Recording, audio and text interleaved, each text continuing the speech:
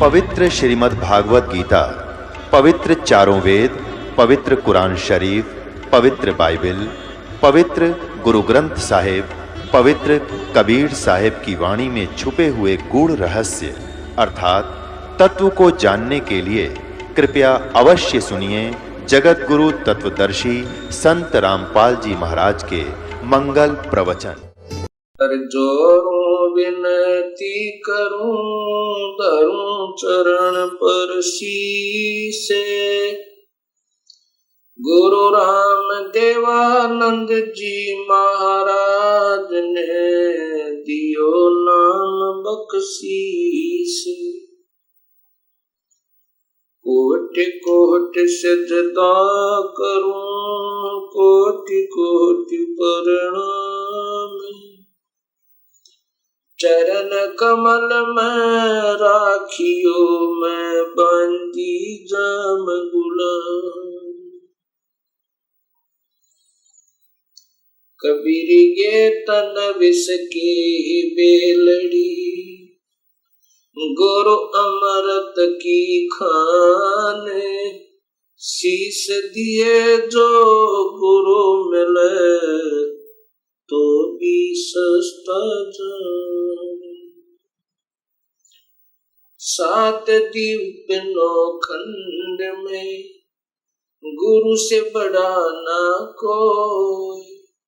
करता करे न कर सके गुरु कर सो ग्रीब नमो नमो सतपुरुष को नमस्कार गुरु कीन। सुर नर मुनि जन साधवा संतों सर्वस दी। सतगुरु साहिब संत सब दंडवोतम प्रणामी। आगे पीछे मध्य हुए तिनको जा कुर्बानी। निराकार निर्वेशम काल जाल भयबंधनम। निर्लेपम निज निर्गुणम अकल अनुप बेसुंदनम। सोहम सुरत समापतम सकल समाना नीरतले। उज्ज्वल हिरंबरे हरदमम बेपरवाह था है वार पार नहीं मदतम।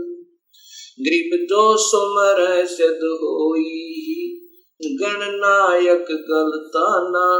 करो अनुग्रह सोई पारस पद परवाना। आद्य गणेश मनाऊं गणनायक देवन देवा।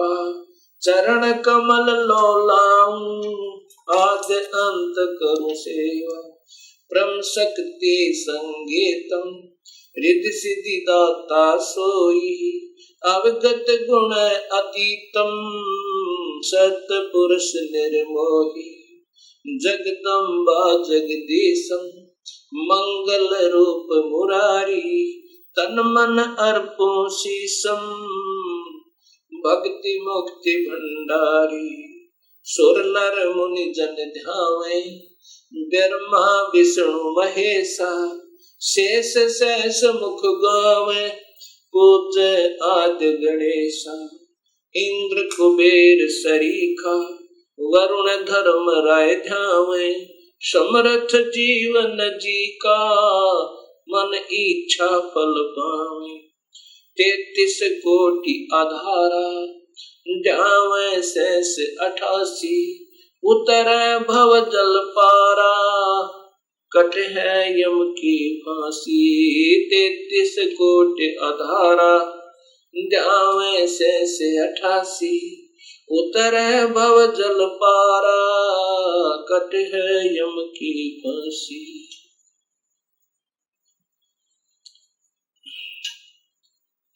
कबीर लूट सको तो लूटियो राम नाम की लोटी। पीछे फिर पछताओगे प्राण जहांगे छूटे।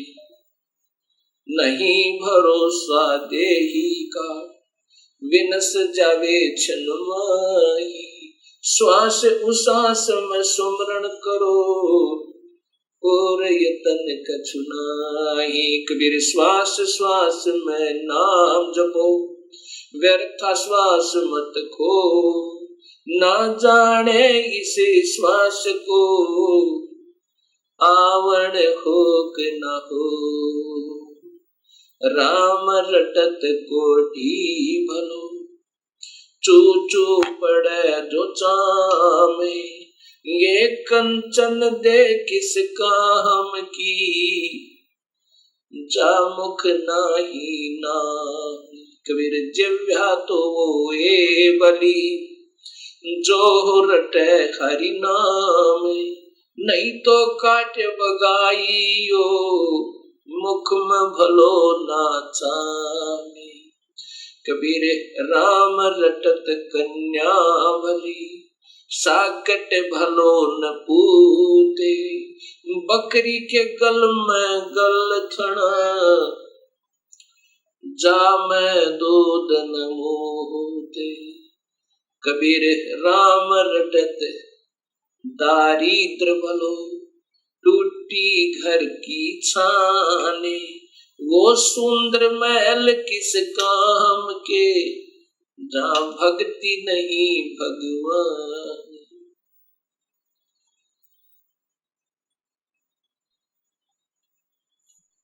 परमपिता परमात्मा पूर्ण ब्रह्म भगवान कबीर साहिब की असीम कृपा से परिभाषा प्रभु की सर्वभक्त समाज के समक्ष पहुंची। इस सत्य ज्ञान को श्रवण करके तथा टीवी के ऊपर देखकर हजारों की संख्या में भक्त आत्माओं के श्रद्धा भरे पत्र तथा साथ में टेलीफोन के माध्यम से हमें उनके हृदय की पुकार, हृदय से की हुई प्रशंसा हमारे पास पहुंची। साथ में उनकी विनम्र शंकाएं भी आई। विनम्र भाव से उन्होंने प्रार्थना की कि जो आपने शास्त्रों के आधार पर यह सत्य ज्ञान समाज को दिया है, इसके लिए हम बहुत आभारी हैं। ऐसा स्वच्छ, ऐसा सत्य ज्ञान ये अभी तक कहाँ छुपा रहा, इसका कारण क्या रहा? ये हमारा दुर्भाग्य रहा कि अभी तक हमें ये सत्य ज्ञान नहीं पता चला, जबकि सभी शास्त्रों में और ज्यों का तो प्रमाण मिला। अब ऐसे भक्त आत्माओं की अगर शंकाओं का समाधान नहीं हो पाया तो इस शंका रूपी कांटा फिर इस भक्ति रूपी मार्ग में बाधक बन जाता है। इसके लिए सर्वप्रथम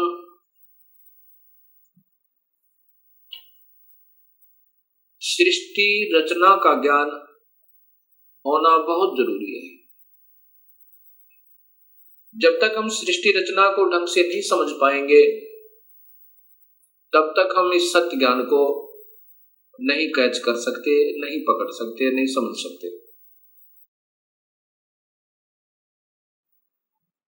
सृष्टि रचना के बारे में अभी तक समाज को, भगत समाज को, अपना कोई समाज नहीं है, कोई धर्म नहीं है हमारा एक ही धर्म है, मानव धर्म, और जीव अपनी जाति है। ये सबसे पहले हमने याद रखना चाहिए। जीव हमारी जाति है, मानव धर्म हमारा हिंदू, मुस्लिम, सिख, ईसाई ये धर्म नहीं कोई न्यारा है। हम एक पिता की संतान है, हमारा एक ही बाप है, वो कुल मालिक पूर्ण परमात्मा। और पिछले इतिहास को अगर हम देखें, उसमें ना कोई हिंदू था, ना मुसलमान, ना सिख, ना ईसाई। आज हम कोई हिंदू बना हुआ है, इस मानव शरीर के समाप्त होने पर भक्तिहीन प्राणी अपने संस्कारवश कभी पशु बन जाएगा, कभी पक्षी बनेगा, कभी पानी के जलचर बन जाएंगे। जब हम पशु होंगे तो हमारी पशु जाति होगी, और जब हम पक्षी होंगे तो हम पक्षी जाति के प्राणी होंगे।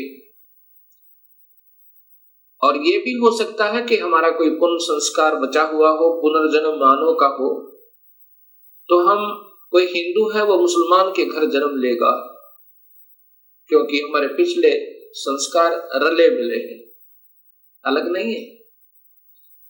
सिख धर्म लगभग 300 वर्ष पूर्व 10वें गुरु गोविंद सिंह जी के द्वारा ये निर्मित हुआ, इसका उत्थान हुआ। उससे पहले सब हिंदू थे।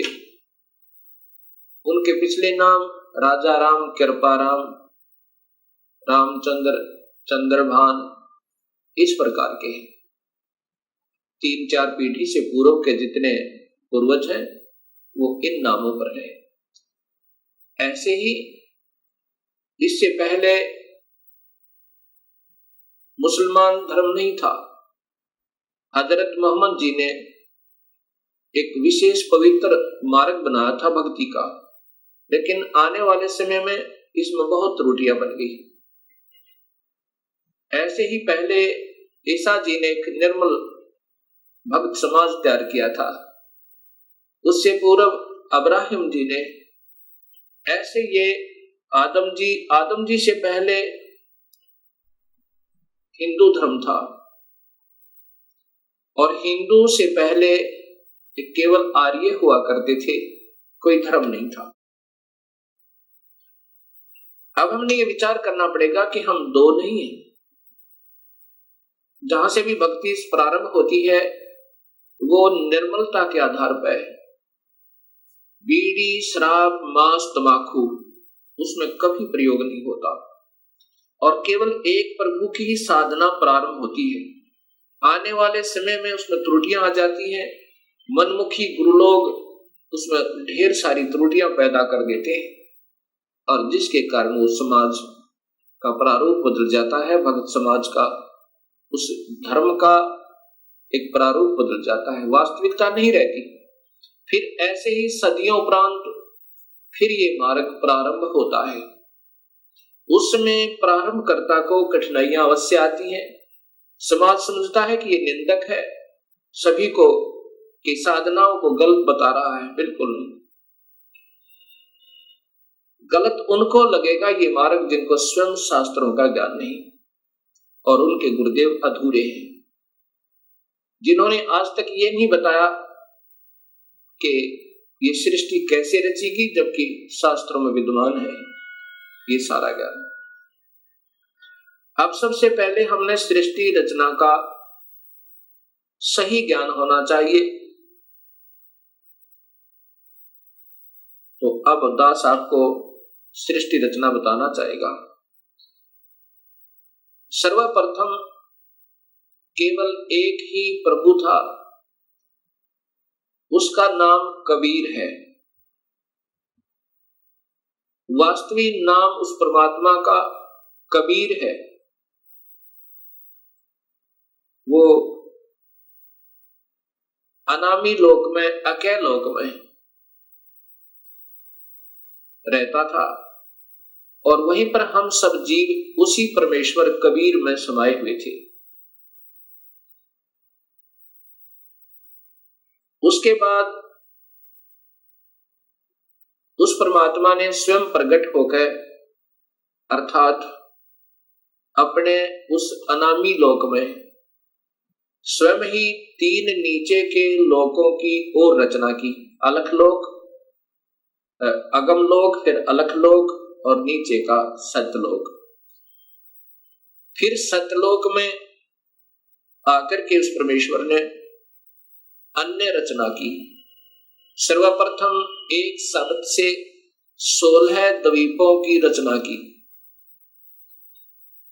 उसके बाद 16 शब्द फिर उच्चारण किए, उनसे अपने 16 पुत्रों का निर्माण किया, उनकी शब्द से उत्पत्ति की, वचन से,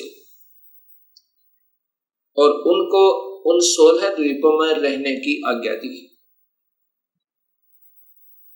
उनमें से एक पुत्र अचिंत को उस सतपुरुष ने, क्योंकि सतलोक में उपमात्मक नाम उसी कबीर परमेश्वर का सतपुरुष, नि अक्षर पुरुष, परम अक्षर पुरुष, शब्द स्वरूपी राम, अकाल मूर्त, पूर्ण ब्रह्म, ये उनके उपमात्मक नाम है, और वास्तविक नाम उस परमेश्वर का कबीर है।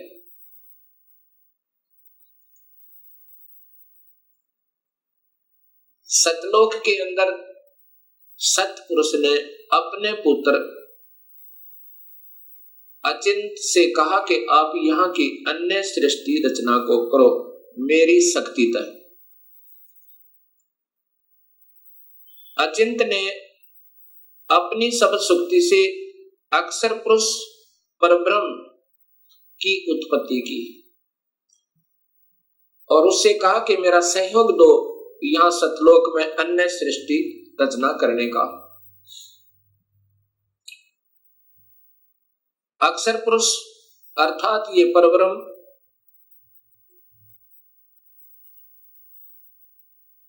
एक सतलोक में बने हुए मान सरोवर में, उसके अंदर अमृत जल है, सतलोक के अंदर जल अमृत है। उस अमृत सरोवर में प्रवेश कर गए और वहां आनंद से विश्राम करने लगे। अक्षर पुरुष को निद्रा आ गई। सतलोक के अंदर श्वासों से शरीर नहीं है। काफी समय तक सोते रहे। तब सतपुरुष ने अपनी शब्द शक्ति से एक अंडा, जल अमृत तत्व से एक अंडा बनाया और उसमें एक आत्मा प्रवेश की। उस आत्मा समेत उस अंडे को उस जल में डाला, अमृत सरोवर में, उस मान सरोवर में। वो अंडा गड़गड़ गड़गड़ करता हुआ नीचे जा रहा है तो अक्षर पुरुष अर्थात इस पार ब्रह्म की निद्रा भंग हुई। जब ही कोई अधूरी निद्रा से जागता है उसके अंदर कुछ कोप होता है। अब जो ही उसने अपनी कोप सहित दृष्टि से देखा कि मेरी निद्रा किसने भंग कर दी, तब उसका वो कोप उस अंडे पर पड़ा। अंडा दो भाग हो गया। उसमें से ये ब्रह्म निकला, क्षर पुरुष। ब्रह्म अर्थात क्षर पुरुष, इसी को ज्योत स्वरूपी निरंजन, वास्तव में इसका नाम कैल है, कैल। और यही आगे चल के काल कहा, ये आने वाले इसी विवरण में आपको ज्ञान होगा। आकाशवाणी सतपुरुष ने की कि तुम दोनों बाहर आओ। अक्षर पुरुष तुम निद्रा में थे और आपके बिना यहाँ सृष्टि नहीं रची जा रही थी। तुम दोनों बाहर आओ और तुम्हें जगाने के लिए सारी क्रिया की गई और तुम दोनों के दोनों अचिंत के लोक में रहो। ऐसे आदेश प्रभु का पाक है। वे दोनों के दोनों अचिंत के लोक में रहने लगे काफी समय तक। उसके बाद हम सभी की उत्पत्ति कबीर परमेश्वर ने, उसी सतपुरुष ने अपने शब्द शक्ति से हम सबकी उत्पत्ति वहां पर की। कुछ दिनों के बाद इस क्षर पुरुष के अर्थात ब्रह्म के मन में एक खरपतवार उपजा। इसके मन में ये आया कि मैं अपना अलग से राज्य बनाऊं। मेरे अन्य भाई सब एक एक द्वीप में रहते हैं और हम दो यानी अचिंत और ब्रह्म और साथ में ये अक्षर पुरुष पर ब्रह्म भी, हम एक ही द्वीप में रह रहे हैं। मैं अपना अलग राज्य चाहूंगा। इस उद्देश्य से ब्रह्म ने क्षर पुरुष ने, ज्योत स्वरूपी निरंजन ने 70 युग तक अलग से एक पैर पर खड़ा होकर तपस्या की।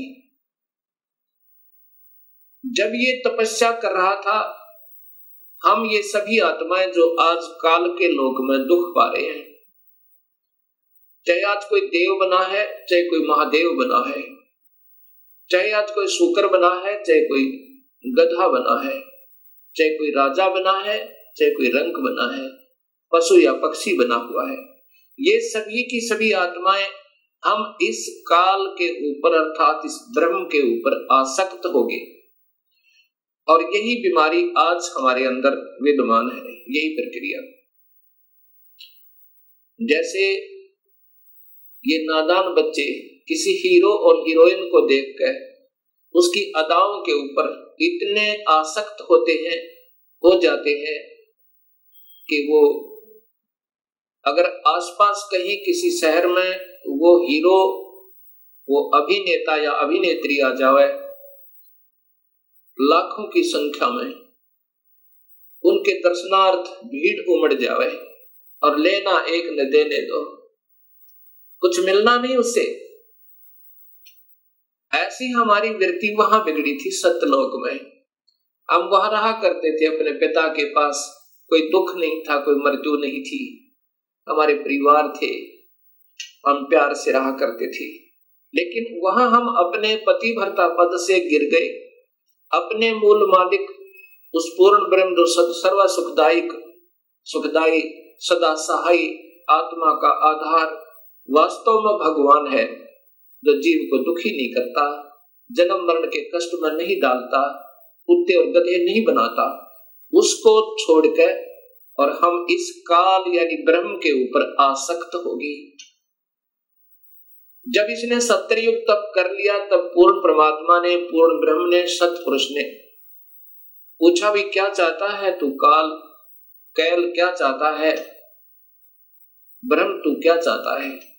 तब इस ज्योत स्वरूपी निरंजन ने कहा कि पिताजी, ये स्थान जहां मैं रह रहा हूं ये कम है, मुझे अलग से राज्य दो। तब उस पूर्ण ब्रह्म ने इस ब्रह्म के तप के बदले में 21 ब्रह्मांड प्रदान कर दिए, जैसे 21 प्लॉट दे देवे कोई साहूकार पिता अपने पुत्र को। 21 ब्रह्मांडों को पाकर ये ज्योत निरंजन बड़ा प्रसन्न हुआ। कुछ दिनों के बाद इसके मन में आया कि इसमें कोई अन्य रचना करूं, उसके लिए कुछ सामान पिताजी से मांगू। इसने 70 युग तप फिर किया। तब सतपुरुष ने पूछा कि आप क्या चाहते हो, आपको 21 ब्रह्मांड प्रदान कर दिए। तब इस ब्रह्म ने कहा कि पिताजी, इसमें कुछ रचना करना चाहता हूं, कृपा रचना करने की सामग्री दीजिए। सतपुरुष ने इस ब्रह्म को 5 तत्व और 3 गुण प्रदान कर दिए। इसके बाद इसने सोचा कि ब्रह्म ने सोचा कि इसमें जीव भी हो, मेरा अकेले का मन नहीं लगता। इस उद्देश्य से 64 युग तप फिर किया। तब सतपुरुष ने पूछा कि क्या चाहता है ज्योत निरंजन, अब तो तुझे मैंने जो मांगा सो दे दिया। तब ब्रह्म ने कहा पिताजी, कृपा मुझे जीव प्रदान करो, मेरा अकेले का दिल नहीं लगता है। उसमें पूर्ण ब्रह्म सतपुरुष कबीर परमेश्वर ने कहा कि ज्योत निरंजन, तेरे तप के बदले में राज्य दे सकता हूं और ब्रह्मांड चाहिए वो दे सकता हूं, परंतु ये अपनी प्यारी आत्मा, अपना अंश नहीं दूंगा तुझे। ये तो तेरे किसी भी क्रिया, धर्म, धार्मिक क्रिया से, तप से, किसी भी जप से नहीं दूंगा। हाँ, यदि वो स्वयं कोई जाना चाहता है अब सब इच्छा से, कोई हंस आत्मा, कोई भक्त आत्मा, तो मैं स्वीकृति दे सकता हूं, नहीं तो मैं अपनी इच्छा से नहीं कहूंगा। ये मैं नहीं दे सकता। इस बात को सुनकर ये ब्रह्मक्षर पुरुष ज्योत स्वरूपी निरंजन अर्थात जो भविष्य में फिर काल कहलाया, हमारे पास आया। आज हम जितने भी ये दुखी आत्मा इस काल के 21 ब्रह्मांड में पीड़ित हैं, हमारे पास ये ब्रह्म आया और हमसे कहा कि मैं वहां अलग से ब्रह्मांड लिए हैं मेरे पिताजी से अपने तप के बदले में। वहां ऐसे स्वर्ग बनाऊंगा, महास्वर्ग बनाऊंगा और ऐसे दूधों की नदी बहाऊंगा, झरने बनाऊंगा। क्या आप मेरे साथ चलना चाहते हो? तब हम सभी ने जो यहां काल के 21 ब्रह्मांडों में पीड़ित हैं, कहा कि यदि पिताजी हमें आज्ञा दें तो हम चलने को तैयार हैं। इस बात को सुनकर ज्योत स्वरूपी निरंजन कबीर परमात्मा के पास आया और उससे कहा कि पिताजी कुछ आत्माएं हमारे साथ चलने को तैयार हैं। सतपुरुष से कहा इस काल ने ब्रह्म ने कि पिताजी कुछ आत्माएं मेरे साथ चलने को तैयार हैं, उन्होंने सहमति दी है। तब पूर्ण परमात्मा सतपुरुष अर्थात कबीर देव ने, कबीर साहिब ने कहा कि यदि वो मेरे सामने स्वीकृति देंगी, जितनी भी आत्माएं हैं जो तेरे साथ जाना चाहते हैं, तो मैं उनको आज्ञा दे दूंगा। ऐसा कहकर के सतपुरुष हम सभी आत्माओं के पास आया जो आज काल के लोक में कैद में बंद हैं। सतपुरुष ने, उस अकाल मूर्त ने, शब्द स्वरूपी राम ने हमसे पूछा कि जो आत्मा इस ब्रह्म के साथ जाना चाहती हैं वो अपनी सहमति व्यक्त करें। उस समय हम सभी घबरा गए और नहीं हिम्मत पड़ी अपने पिता के सामने स्वीकृति देने की। उस समय एक आत्मा ने सर्वप्रथम हिम्मत किया, डेयर किया और कहा कि पिताजी मैं इस ब्रह्म के साथ जाना चाहता हूं। उसकी देखा देखी फिर हम सभी ने स्वीकृति दे दी।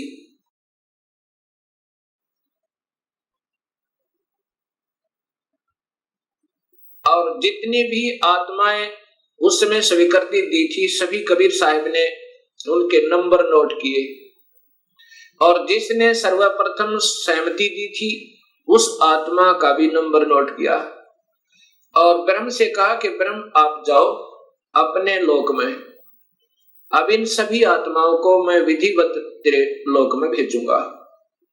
ऐसा कहकर के सतपुरुष ने अपनी शब्द शक्ति तक उस प्रथम स्वीकृति देने वाली आत्मा को एक लड़की का रूप बना दिया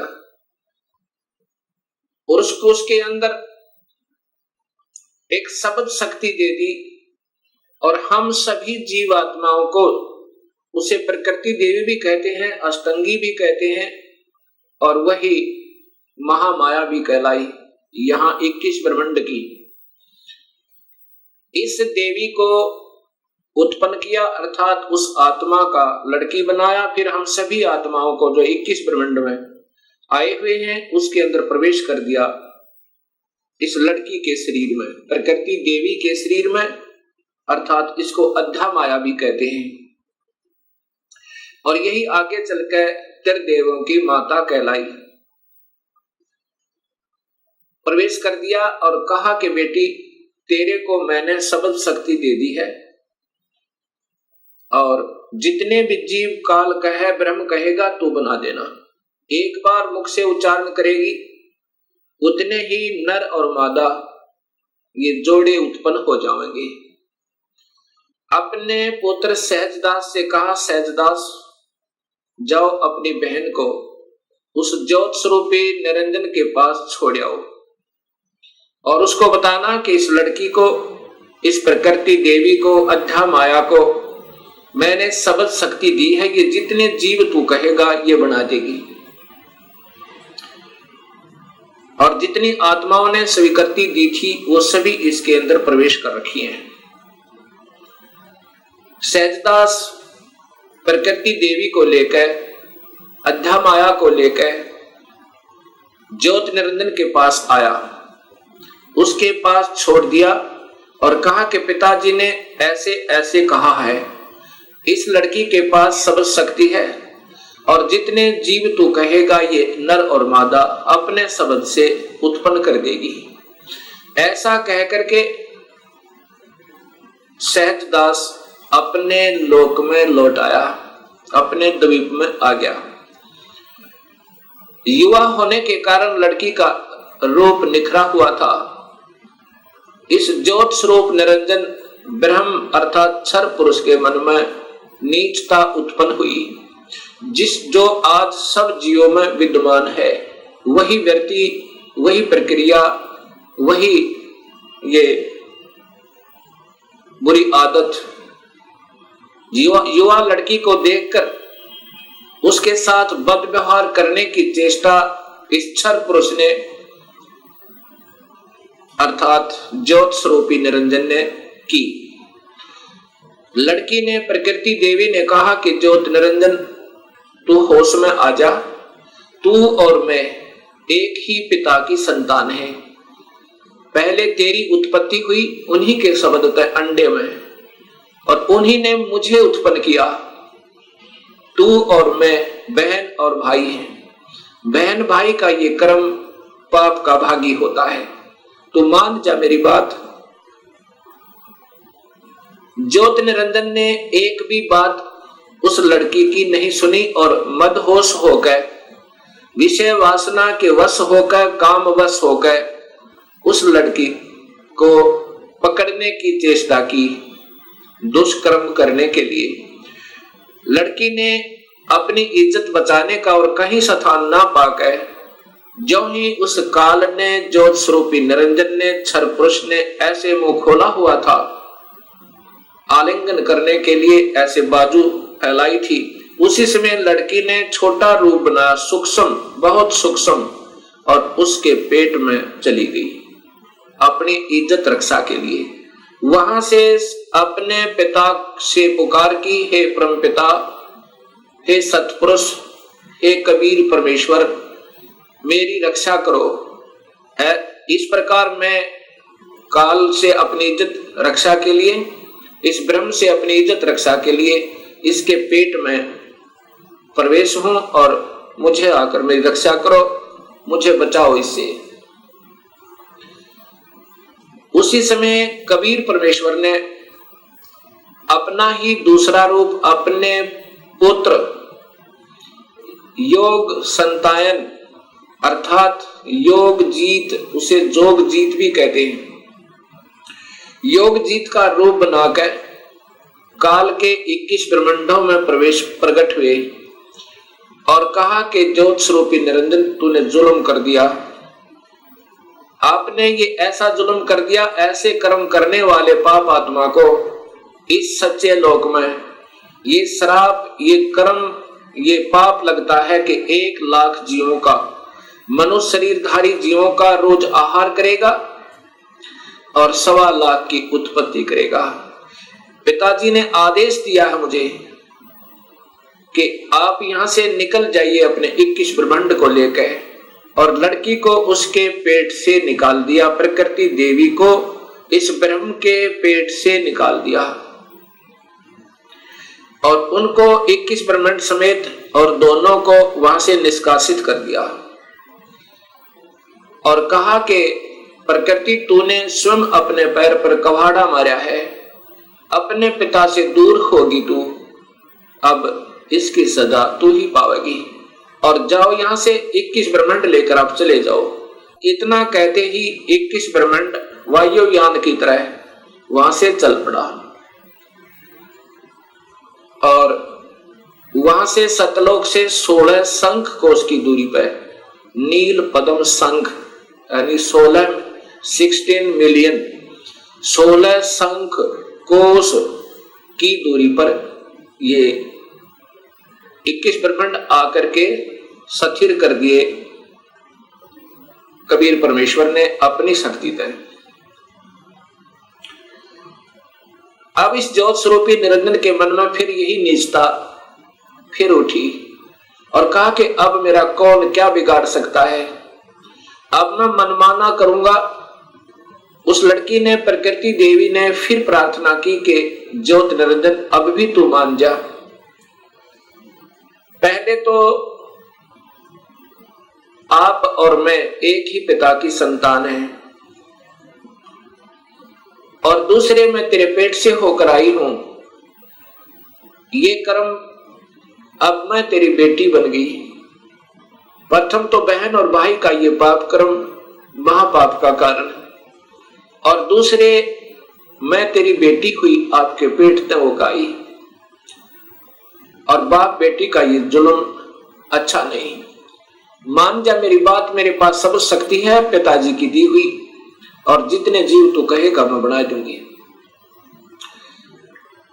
लेकिन इस ज्योत स्वरूपी निरंजन ने एक भी बात नहीं सुनी उस प्रकृति देवी की, दुर्गा की।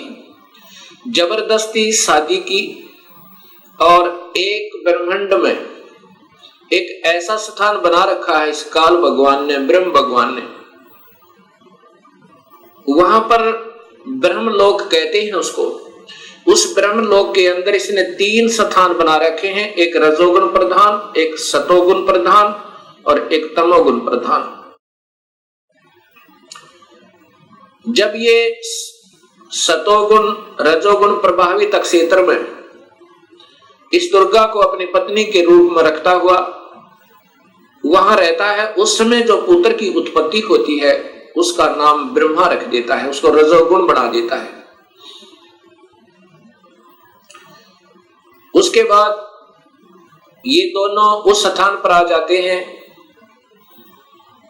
जो सतोगुण प्रभावित होता है। वहां पर जो पुत्र उत्पन्न होता है उसके अंदर सतोगुण आ जाते हैं,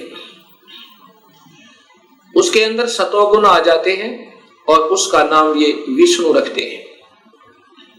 तीसरे स्थान को तमोगुण प्रभावित बना रखा है, वहां रहकर अब इसी प्रकृति देवी दुर्गा के साथ जो पुत्र उत्पन्न करता है उसका नाम रुद्र शंकर शिव रखता है। ऐसे ही हर ब्रह्मांड के अंदर इस काल भगवान ने, ब्रह्म भगवान ने ये ब्रह्मलोक बनाए हैं और वहां पर ये ऐसे ही कुछ समय के लिए प्रकृति देवी को अपने साथ रखता है और उसके बाद वहां से अंतर्ध्यान हो जाता है। अब जब इसने इस लड़की को, प्रकृति देवी को बदनजर से देखा था और ये लड़की प्रकृति देवी ने इसके पेट में शरण पाई थी, ज्योत निरंजन के पेट में, और फिर सतपुरुष ने अपने पुत्र जोगजीत का रूप बना करके आकर उसको निकाला था। उस दिन से इसका नाम काल पड़ा।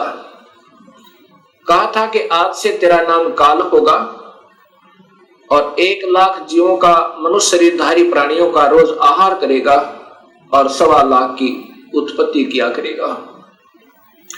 ये वहां पर सतलोक के अंदर ऐसा दुष्कर्म करने वाले को सबतर पाप लग जाता है। अब ज्योत स्वरूपी निरंजन काल ने अपनी पत्नी से कहा कि मैं ऐसे स्थान पर रहूंगा जहां पर कोई नहीं आ सकता, और आज के बाद मैं किसी भी 20 ब्रह्मांड के अंदर किसी भी व्यक्ति को, किसी भी प्राणी को आकार रूप में दर्शन नहीं दूंगा। मुझे निराकार समझा करेंगे, लेकिन मैं अपने वास्तविक रूप, काल रूप में अपने 21वें ब्रह्मांड में रहा करूंगा वहां पर कोई नहीं आ सकता, ना ब्रह्मा आ सकता, ना विष्णु आ सकता, ना शिव आ सकता, और ना ही कोई वेदों में के अनुसार साधना करने वाले साधक आ सकते। मैं वहां रहा करूंगा और सर्व कार्य मैं गुप्त रूप से किया करूंगा। तब प्रकृति देवी ने कहा कि निरंजन मैं तेरे वश होगी, अब कुछ भी नाच नचा। इतने बड़े ब्रह्मांडों को, इन 20 ब्रह्मांडों को मैं कैसे चलाऊंगी एक स्त्री की जाति, और तू मुझे छोड़कर जा रहा है, कहता मैं आज के बाद किसी को दर्शन नहीं दूंगा। तब ज्योत स्वरूप निरंजन अर्थात इस काल भगवान ने, ब्रह्म ने कहा कि प्रकृति चिंता ना करे, जो कुछ भी करूंगा वो मैं ही करूंगा, तुम तो निमित्त मात्र होगे, और ये बच्चे ब्रह्मा विष्णु महेश ये भी केवल निमित्त होंगे, इन सब का रिमोट मेरे पास होगा, सब कार्य मैं करवाऊंगा, तू चिंता मत कर। और जब ये बच्चे थोड़े से सियाने हों, इनको अचेत कर देना, जब ये बाल अवस्था से ऊपर उठे इनको अचेत कर देना, और मेरा भेद मत बताना, ये समझ लेना ध्यान से, अगर मेरा भेद तूने इनको बताया तो मेरे से बुरा नहीं होगा। ऐसे उसको डरा धमका दिया। इस प्रकार ये काल उसके बाद निराकार कहलाता है, लेकिन ये आकार में अपने उस काल लोक में विद्यमान रहता है। जब ये बच्चे ब्रह्मा विष्णु महेश सियाने हुए, तब तक इनको अचेत रखा गया। जब ये सियाने हुए, उसमें ब्रह्मा को कमल के फूल पर, विष्णु को शेष सैया पे, और शिव को एक कैलाश पर्वत पे इनको बेहोश रखा हुआ था, और फिर वहां पर सचेत कर दिया। सबसे पहले ब्रह्मा को कमल के फूल पे इसी स्वयं ब्रह्म ने, काल ने अपने ही नाभि से एक कमल प्रकट किया। वो महाविष्णु, महाब्रह्मा, महाशिव रूप में, 3 रूप में ब्रह्मलोक में रहता है, हर ब्रह्मांड के अंदर। उस समय ब्रह्मा को उस कमल के फूल पर रख दिया। ब्रह्मा को ये नहीं मालूम कि मैं कहां से उत्पन्न हुआ, कौन मेरा माँ है, कौन मेरे पिता है। उसके बाद आकाशवाणी हुई कि तुम तप करो। ब्रह्मा ने 1000 वर्ष तक तप किया। फिर आकाशवाणी हुई कि सृष्टि करो। तब ब्रह्मा ने सोचा कि मैं काहे की सृष्टि करूं, सब जगह जल ही जल है, कहीं पृथ्वी दृष्टि गोचर नहीं हो रही है। इतने में मधु और कैटब नाम के 2 राक्षस काल ने प्रेरित करके और ब्रह्मा की ओर भेज दिए। ब्रह्मा डर के मारे उस कमल के फूल को के डंठल को पकड़कर नीचे उतर गया, बहुत स्पीड तय। नीचे जब आया तो उसी जल के ऊपर एक शेष सैया पर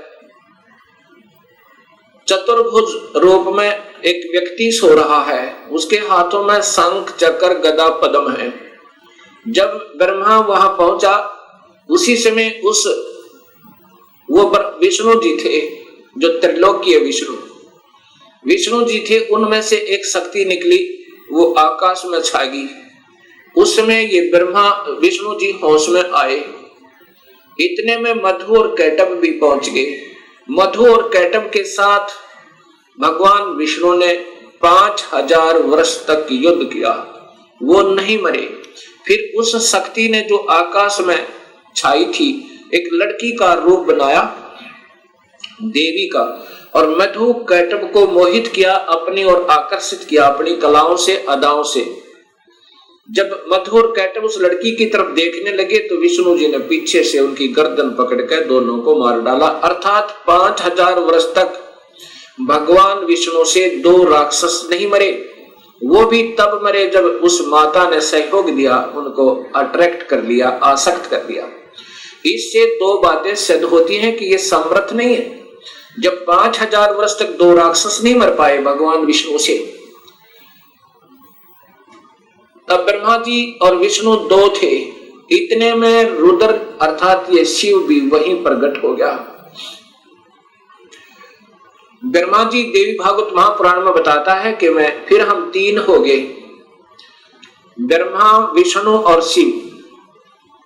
तब देवी ने कहा कि तुम तीनों देवता अपने अपने कार्य को ध्यान से सुनो और उस पर संलग्न हो जाओ। ब्रह्मा जीवों की उत्पत्ति करवावे, उनको रजोगुण प्रभावित करके, ये केवल इतने ही ब्रह्मा हैं। और विष्णु फिर इनके आपस में सतिथि बनाए रखा है, मोह ममता में फंसाए रखा है, ये विष्णु जी की ड्यूटी है। और शिव की ड्यूटी है कि ये संहार करे।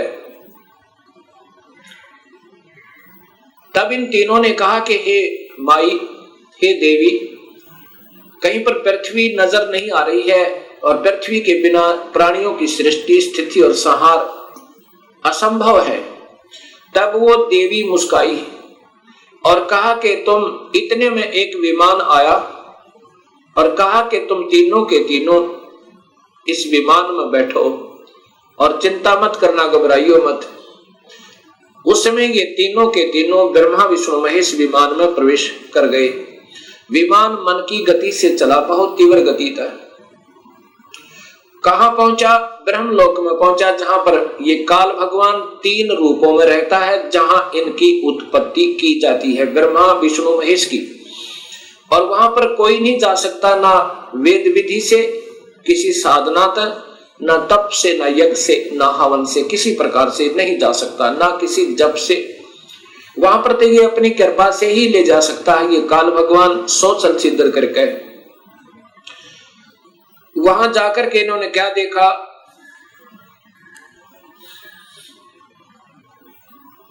एक इंद्र देखा वहां पे, क्योंकि वो महास्वर्ग के अंदर एक महा इंद्र है। उसके बाद फिर आगे विमान गया, वहां एक ब्रह्मा देखा। जब दूसरा ब्रह्मा देखा तो शिव और विष्णु ब्रह्मा जी से पूछने लगे कि हे चतुरानन, ये दूसरा ब्रह्मा कौन है? तब ब्रह्मा जी ने कहा, मुझे नहीं मालूम ये कौन है। उसके बाद विमान आगे चला। फिर क्या देखा कि त्रिनेत्रधारी भगवान शिव दूसरा देखा, जो नंदी वृषभ पर सवार थे, हाथ में त्रिशूल लिए हुए थे। उसके बाद इनका विमान आगे चला। वहां पर क्या देखा कि एक विष्णु और थे,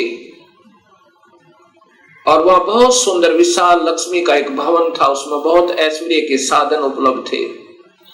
उसके बाद विमान आगे पहुंचा। कहां गया? एक माई बैठी थी, जिसके शरीर में जैसे हजारों बिजलियां चमक रही हो, इतना तेज था, इतना नूर था, और वो प्रकृति देवी थी। ये ब्रह्मा विष्णु महेश की मां थी, मां है जो इन्होंने देखी। विमान वहां रुका। देवी एक विशाल भवन के अंदर विराजमान थी। तब उसने कहा कि तुम तीनों के तीनों जहाज से नीचे उतरो। हम नीचे उतरे। ब्रह्मा विष्णु महेश, ब्रह्मा बता रहा है देवी भागवत महापुराण में, नीचे उतरे। तब विष्णु जी ने ध्यान से देखा और कहा कि ये तो अपनी मां है। इस माई के दर्शन मैंने किए थे जब मैं बालक था, छोटा सा था। जब मैं बालक था, छोटा सा था, तब मैंने इस माई के दर्शन किए थे। इससे सब सिद्ध है कि इनका जन्म है और ये तीनों की मां है। तब ब्रह्मा विष्णु और शिव ने तीनों ने स्वीकार कर लिया कि ये ही अपनी जननी है। तब शिव जी कहते हैं, हे माता, जब आप ब्रह्मा को उत्पन्न करने वाली आप हैं, विष्णु भी जब आपके बालक हैं, तो ये तीसरा भी आप ही का बच्चा है। आप ही हमें गुप्त भेद नहीं बता रहे थे, अब हमने आप ही की कृपा से ज्ञान हुआ। अब इसका प्रमाण आपको सबसे पहले देवी भागवत महापुराण में देता हूं। पहले आपको देवी भागवत महापुराण से प्रथम शिव पुराण को दिखाता हूं, उसके बाद फिर आपको देवी भागवत महापुराण दिखाऊंगा। और ये शास्त्र पहले से उपलब्ध थे, कोई आज नए नहीं बनाए इस दास ने, क्योंकि जितने हमारे अभी तक शास्त्र विद रहे वो अल्पज थे, अधूरे ज्ञान युक्त थे, वो उनको इस सत्य मार्ग का पता नहीं था। इसलिए हमारे सभी पूर्वजों को भूत बना दिया गीता विरुद्ध साधना करवा के, और पितर बनवा दिया गीता विरुद्ध साधना करवा के। गीता में लिखा है कि देवी देवताओं की पूजा मत करो, ब्रह्मा विष्णु महेश की पूजा भी नहीं करनी है, तीनों गुणों की भक्ति नहीं करनी है, केवल ब्रह्म से प्रारंभ होती है भक्ति, और पूजा करनी है केवल पूर्ण ब्रह्म की। अब मैं आपको देवी भागवत, पहले आपको शिव महापुराण दिखाता हूं।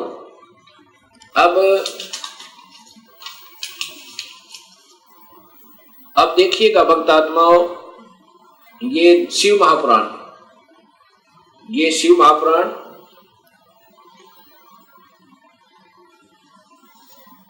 इसके अंदर आपको पता चलेगा श्री शिव महापुराण भाषा सटीक सहितम, ये संस्कृत युक्त है, इसमें संस्कृत भी साथ है। और ये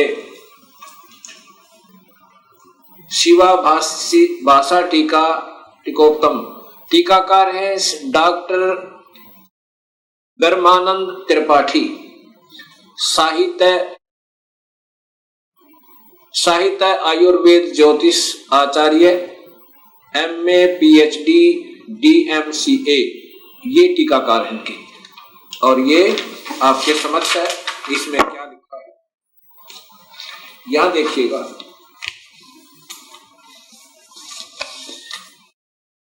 यहां से पढ़िएगा, ये संस्कृत है और ये हिंदी आपको दिखाना चाहूंगा।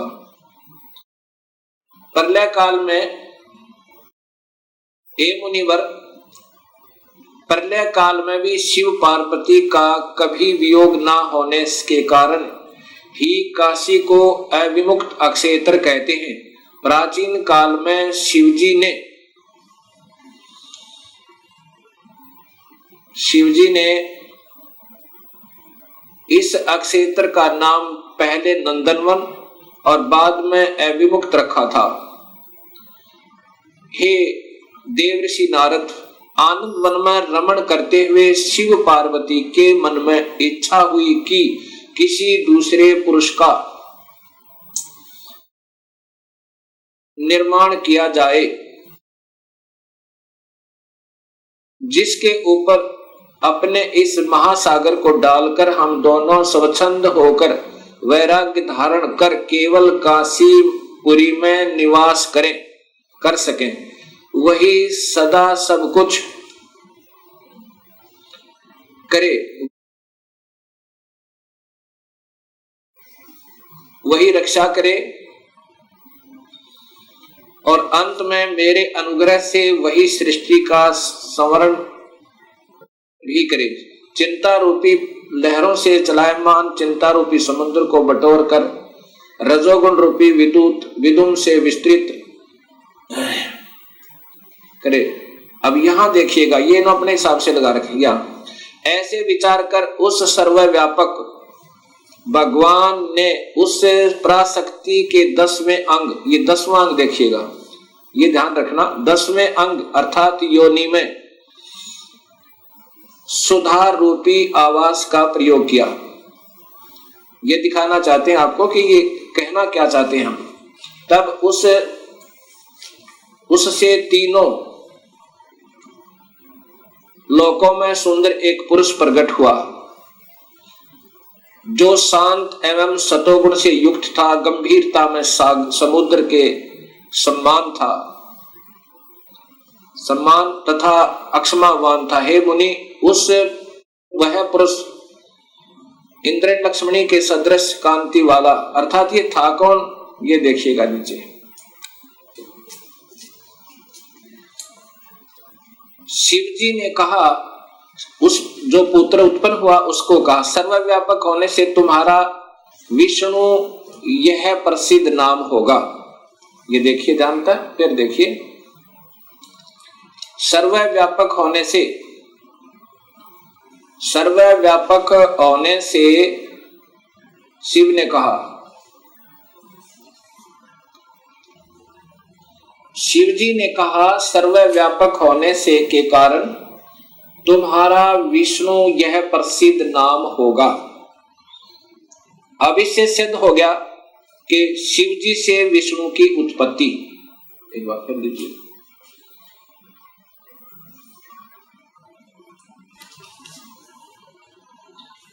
अभी आपने ये शिव महापुराण में छठे अध्याय को देखा। छठे अध्याय में कि भगवान शिव से और पार्वती के संयोगता। पार्वती कौन? ये महाशक्ति यानी शेरा वाली प्रकृति के द्वारा विष्णु की उत्पत्ति हुई। अब सातवां अध्याय, ये संस्कृत भी साथ है। अब यहां आगे देखिएगा, ये हिंदी देखिएगा। ब्रह्मा जी ने कहा कि विष्णु भगवान के शयन करने के बाद उनकी नाभि से एकाएक बहुत बड़ा कमल पुरुष उत्पन्न हुआ, कमल पुष्प। अब ये ब्रह्मा बता रहा है लेकिन तुक्के लगा रहा, क्योंकि ये स्वयं बेहोश था पहले, इसको आप ही नहीं मालूम वो कौन से विष्णु की नाभि से मिला। ये देखिएगा, उत्पन्न हुआ जिसकी नाल टंकार फल फूल के फूल। अब ज्यादा ना देख लिए देखिएगा, उस सांब शिव परमेश्वर भगवान शिव ने पहले की भांति जैसे विष्णु की उत्पत्ति की थी दुर्गा और काल के संयोग तय, पहले की भांति अपने दाहिने अंग से मुझे उत्पन्न किया। ब्रह्मा कह रहा कि मेरी उत्पत्ति भी उस काल ब्रह्म से, यानी शिव कह रहे हैं, ये शिव हो महा ब्रह्मा महाविष्णु महाशिव रूप में ये काल ही रहता है, मुझे उत्पन्न किया। ये ब्रह्मा जी ने बताया। कई भक्तात्मा कहते हैं कि जो गीता प्रेस गोरखपुर से प्रकाशित पुस्तकें हैं वही विशेषकर आम भक्त समाज उनको सत्य मानता, एथेंटिक मानता है। अब आपके सामने यही गीता प्रेस गोरखपुर से प्रकाशित ये पुस्तक दिखाते हैं, शिव महापुराण।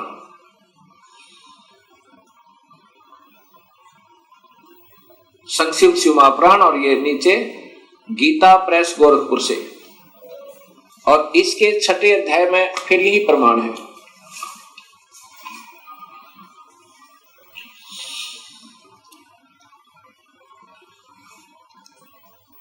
इसी शिव महापुराण का ये छठा अध्याय है।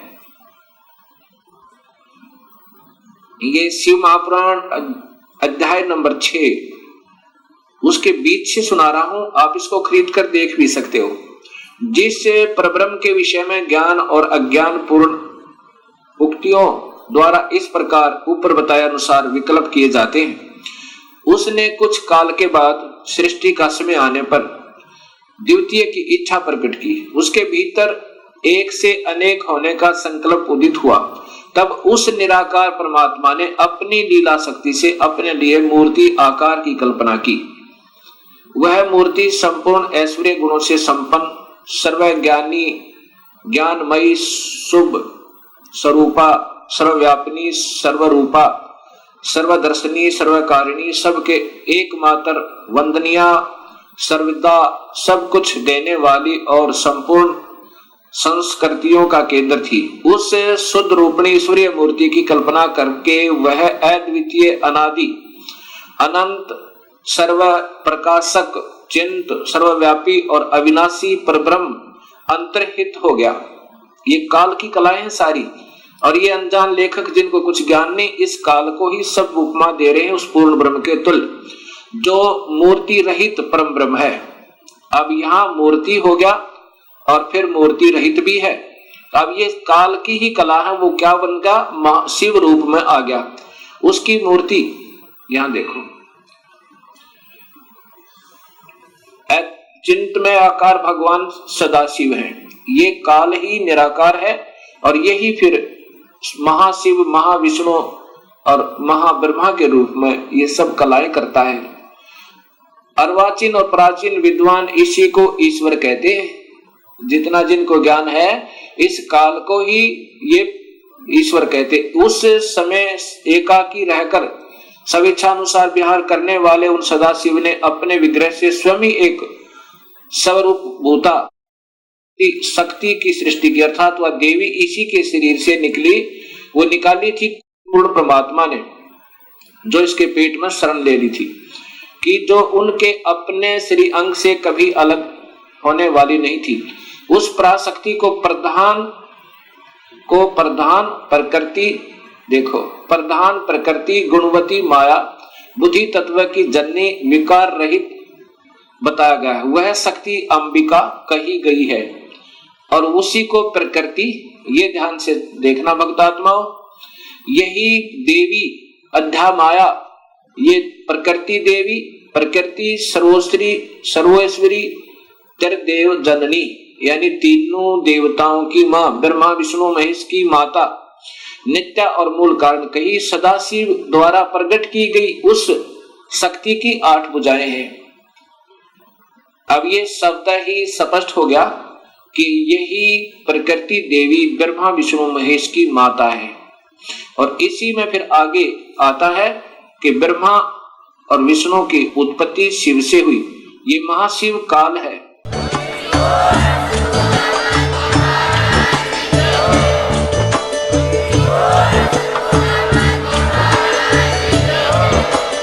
आप सुन रहे थे जगत गुरु तत्वदर्शी संत रामपाल जी महाराज जी के मंगल प्रवचन। अधिक जानकारी के लिए विजिट कीजिए हमारी वेबसाइट www.jagatgururampalji.org। संत रामपाल जी महाराज जी के शुभ आशीर्वाद से पूरे विश्व भर में 500 से भी ज्यादा नाम दीक्षा केंद्र हैं, जिन पर संत रामपाल जी महाराज जी द्वारा ऑनलाइन निशुल्क नाम दीक्षा दी जा रही है। अपने नजदीकी नाम दीक्षा केंद्र का पता करने के लिए संपर्क करें 8222880541।